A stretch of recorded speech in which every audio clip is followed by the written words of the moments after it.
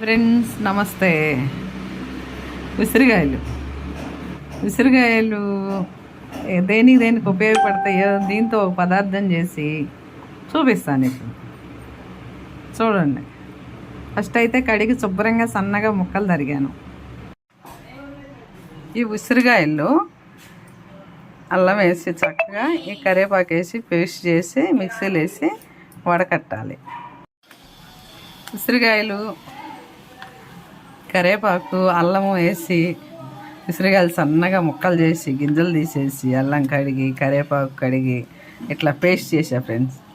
ఇది ఇప్పుడు దీనిలో వడకట్టేసేయాలి మొత్తం.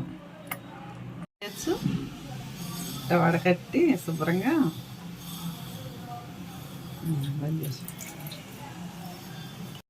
ఐస్ క్యూబ్లో పోసి ఇలా పెట్టేస్తే చక్కగా ఐస్ అయిపోయింది. రోజు ఒక పీస్ తీసి వేడి నీళ్ళు వేసి ఉదయమే తాగేయాలి.